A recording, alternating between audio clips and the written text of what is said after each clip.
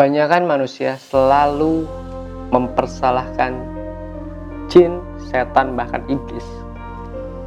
Namun, apakah kalian pada saat dikumpulkan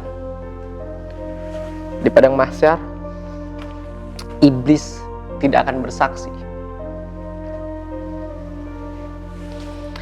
Bahkan nanti pada saat itu tiba, kalian semua akan dibuat nangis oleh makhluk yang bernama iblis, laknatullah. Karena begitu banyak kesaksian-kesaksian palsu yang selalu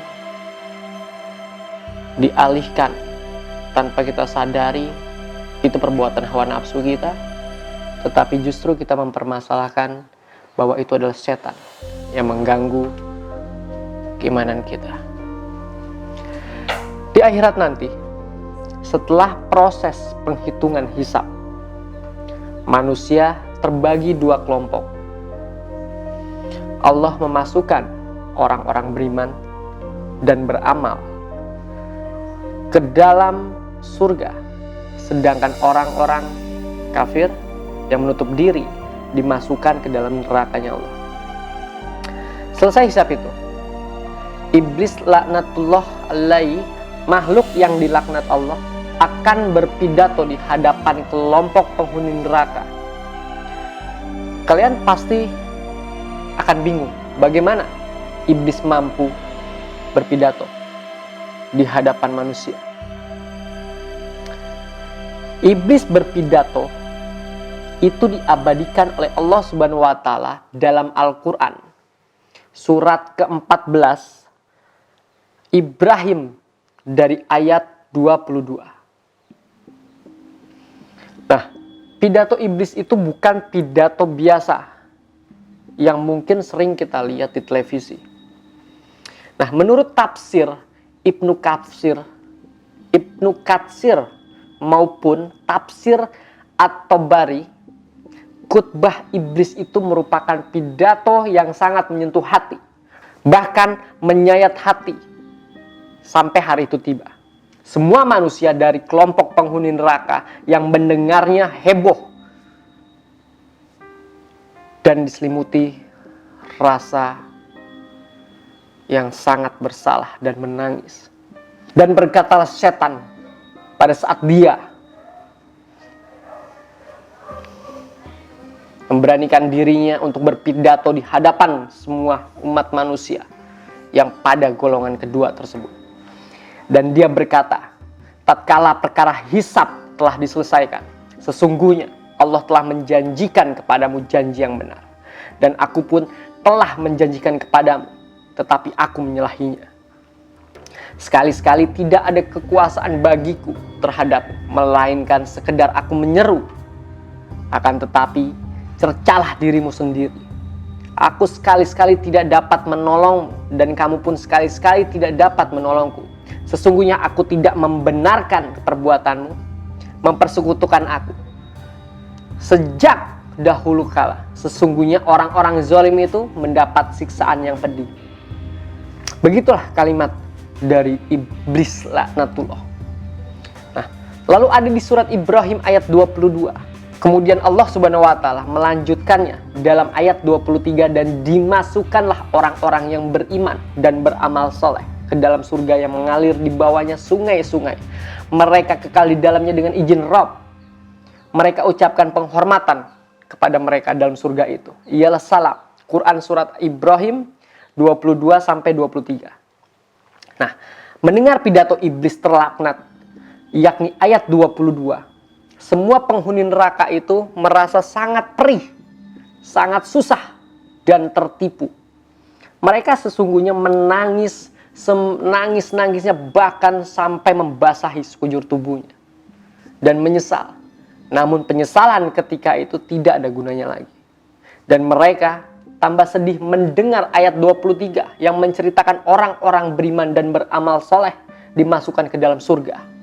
Karena itulah kaum muslimin harus mengambil hikmah Idul Fitri dengan berupaya menjadi muslim yang kembali kepada fitrahnya.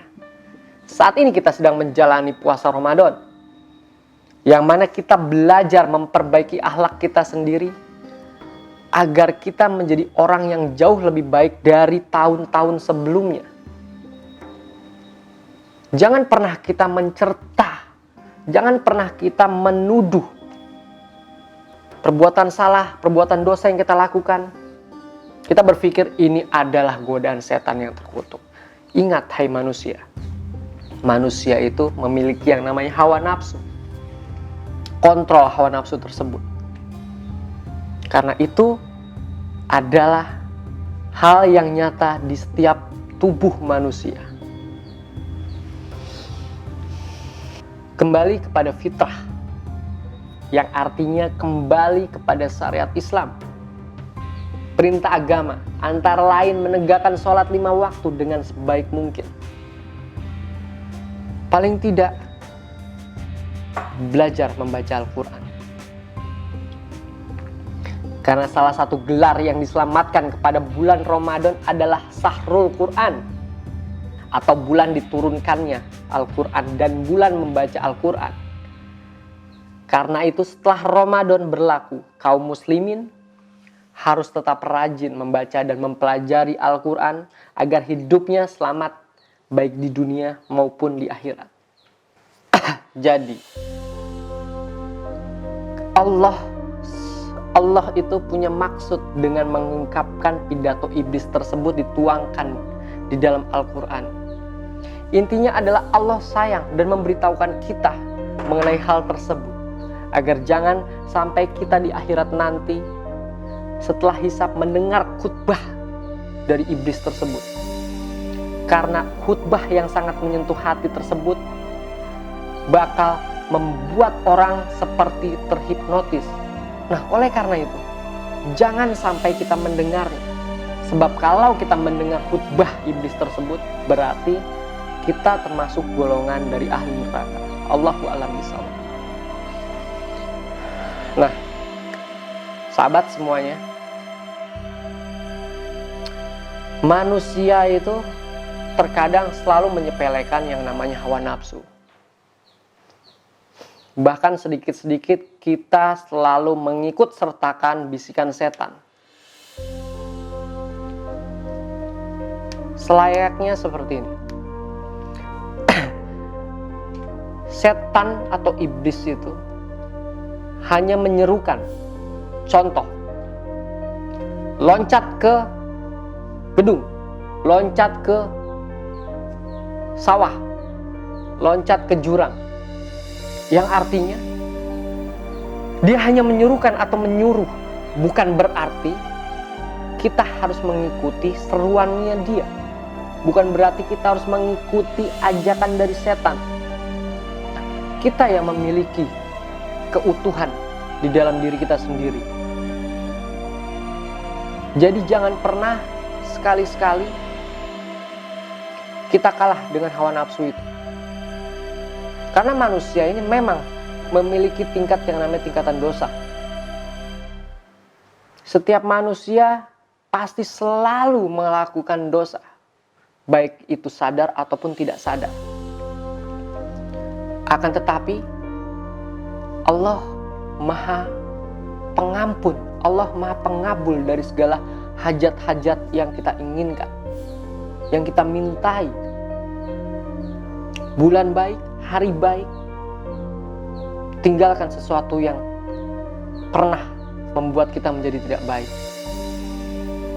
Buka lembaran baru, setiap lembaran baru dalam kehidupan kita. Enggak semuanya manusia ini memiliki dosa. Dan enggak semuanya manusia ini memiliki pahala. Dosa itu akan timbul apabila kita melakukan. Dan pahala juga akan muncul pada saat kita mengerjakan amal baik dan merubah kejelekan kita menjadi sesuatu yang baik. Sampai ketemu di vlog tausiah lainnya. Assalamualaikum warahmatullahi wabarakatuh.